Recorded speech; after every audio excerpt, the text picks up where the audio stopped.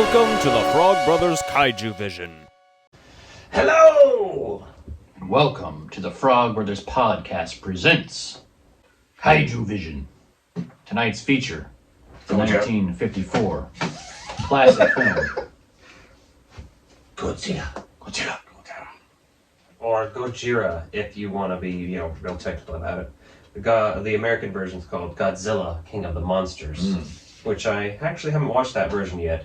It's also on HBO Max. Yeah, I streamed the Godzilla version on HBO Max that was not subtitled, so it's interesting how that goes. Alec obviously has this beautiful collector's set here. Oh, they have the dubbed version of this on there?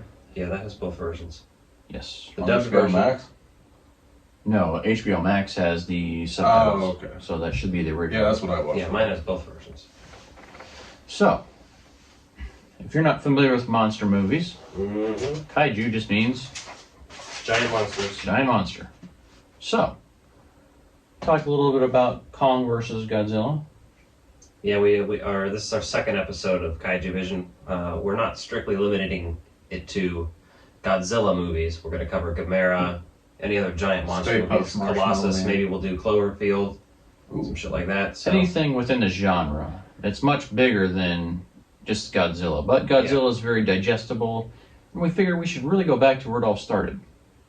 So, 1954. Pepperidge Farm remembers Godzilla in theaters. No. the big motion pictures. The opening of this movie is fucking iconic, and I love it. I like the music a lot. Just the roars of Godzilla at first for a while with the credits rolling. Yes, that's so awesome. That gets me every time I watch this. I've only seen this one about 3 times, maybe 4 times. And when you really get going with this, what I really loved is that iconic score, that classic Godzilla score that keeps coming throughout this movie. Works so well. Like, I can't imagine this movie without that, because it's almost timeless. It doesn't feel like it's aged at all. It just sounds like a vintage recording. You're listening to a record player recording of it, and it's just amazing. That's what I loved about the beginning of that. I love the miniatures in this movie. They look fucking great still. So the production value is really good. Yeah, for fucking 1954, this movie is older than our parents.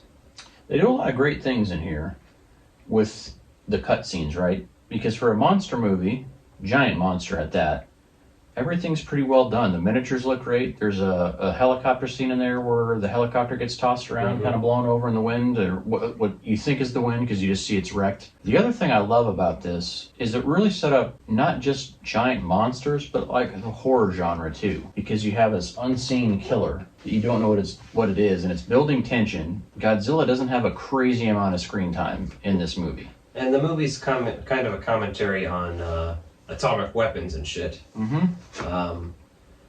Some of that's been lost within other later releases of Godzilla and stuff, but it holds true in this first film. So that's pretty interesting. Look out for stuff like that. I like the characters in this, the way they interact. I'm not one of those people who, when I watch Godzilla movies, only wants monsters. I want good characters. I want humans. That's what makes Godzilla work for me. One of the earlier characters that you hear from is, going back to the nuclear war and nuclear weapons commentary, is that you see that woman discussing on the, I don't know if you call it a subway train or whatever it is over there, you can't really tell if it's inside or outside. I wasn't focused on that, I was focused on the dialogue, but they're talking about evacuating the city, and she says, I evacuated for Hiroshima. She was really close to that. So it's still very timely, this is less than a decade removed from the bombings? At least 9 years after. Yeah, so it's very timely, and it was still a country very much in recovery, so that's a huge part of what makes this movie work and what makes it so scary. This is part of what's known as the Showa era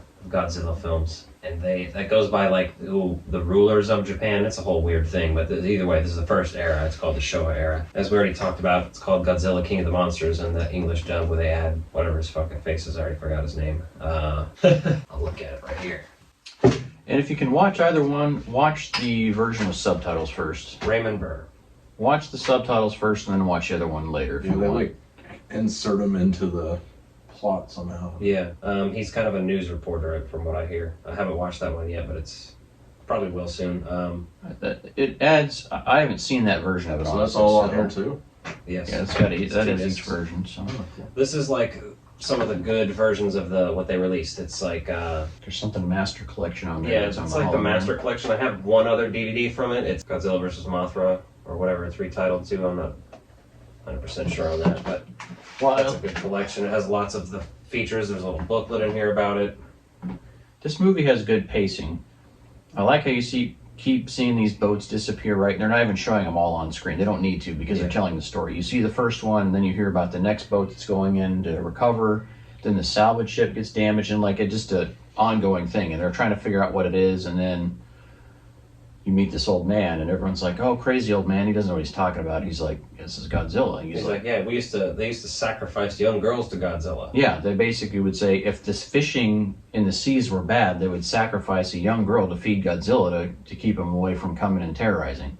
Yeah. And I think it's his daughter or somebody like that basically calls him crazy. So, and they do a really good job of setting this up. So you get that bit of information for background, and then later on, when the politicians are fighting, right, they do a great job of making this political as well. I was about to say, that's what connects this movie so much to me with Shin Godzilla, the 2016 one, which is one we're going to cover at some point. It's one of my favorites. This one ties together very closely for me because of all the politics in this one and that one. I really like those scenes.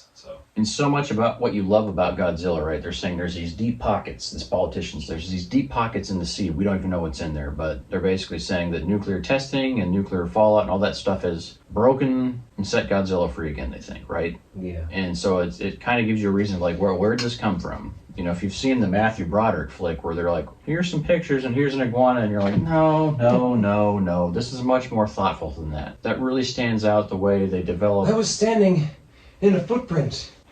Speaking of which, I also like how they're talking about radiation. They're basically in one spot where they find some footprints and they see the radiations there, and they're like, well, if it was nuclear fallout, wouldn't it be another water supplies nearby too? And they tested the water nearby and there was no signs of that in there, so they knew it was something else, which kind of adds to the layers of it, right? It's very timely with what was going on in Japan then, with the real nuclear fallout, with the real radiation worries, and then they make it into this movie. And it's just so good. Yeah, I like all the atomic stuff they talk about. I like the way Godzilla looks in this movie too. Mm-hmm. It works. Black and white just makes it a little more terrifying too. Yes. There's something about black and white when it's horror, it just makes it more terrifying. I don't know why. Maybe it's because there's less data basically. There's just less information you're getting about it. So your mind has to sort of make up more things, and those things are horrifying. And the other thing I like about going back to a movie like this compared to like some of the sequels, right? You know, the other ones they did later on, is that the color grading and color correction and the way some of those have aged and have been re-released and stuff throughout the years, like you're not getting it. Sometimes you get crap color that's just distracting from the movie. Mm-hmm. It looks like a coloring book, or it just looks too bright, doesn't look natural. Yeah, and in this movie, like being black and white, it looks more real. It's terrifying. Some of the simplest things they do in the filmmaking here is like, if you want to be a filmmaker, watch this movie. Just see how they edited the movie together and how they used all these little shots that were relatively inexpensive. I mean, there's even scenes on the boat where you can see the boat moving. Like nowadays, you would have like a stabilization camera, a tripod, all this new modern technology that they didn't have then, and they had that just in its natural state. It works perfectly. Yeah, filmmaking's pretty fucking nutso these days, but And then I'm even- still impressed watching all the models and the model boats, the explosions. Yes. Looks great. The explosions, and they do a lot of scenes where like there's bubbles coming through the water. All that works and still holds up so well. I like the scene where they're all like kind of on the mountain and Godzilla just keeps popping up on the other side like, hey, I'm gonna fuck you up. Yeah. It reminds me of Stay Puft Marshmallow fucking Man and Ghostbusters when he's through First the buildings, appearance, yeah. yeah. And I think that's intentional because he's basically Stay Puft Marshmallow Man as a kaiju, and I'm not the first person to say that. Oh no, that's pretty much commonly accepted there, right? Yeah. A nod to those giant monsters, and there's so much fan art that like is a crossover. Speaking of those. incredible miniatures, that movie has some fucking incredible miniatures. Also, Ghostbusters. Yes, but all the stuff in there, like I mentioned, that helicopter that looks good. Like you can clearly tell that helicopter's made out of metal. It looks good. It gets tossed over. You see it all damaged and destroyed. I love how no one knows what's going on in that early storm scene. Like you think like, oh, this is a hurricane or this is a tsunami, whatever this is. Everyone's freaking out, and then like later on they're like, all that damage came from above. Like none of that was, and so they're all freaked out.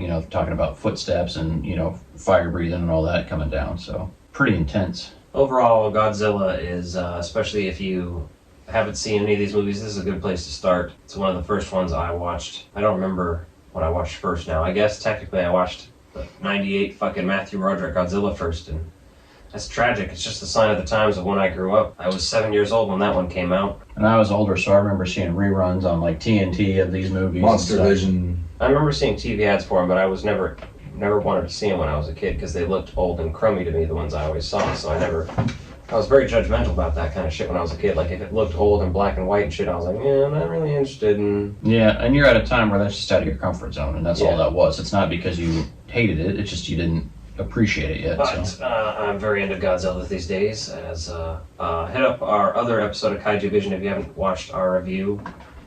We're going to be doing some more of these over the summer through the fall, so look forward to some of those. Probably some more Godzilla movies, some Gamera. We'll throw some other stuff in there. Yeah, we'll mix it up. If you got any suggestions or anything that you love that we may not have heard of or not seen yet, throw a note below in the comments and we will do our best to check it out and do a follow-up. Like and subscribe if you were into this video. If you were extremely bored, still do it because I'm desperate. He's desperate. He'll send you pictures of anything you want to see. Onlyfans.com/KaijuDong. That's my OnlyFans. If you've seen that episode of Chappelle's Show where he fights a giant monster that looks like Oh, Godzilla, actually, you may be a Yeah. fan of Alex OnlyFans. what is one of the things that the Asian woman yells in that? Something about big black snake turned into Oh. a big brown stick. Yeah. Exactly. Good night, everybody.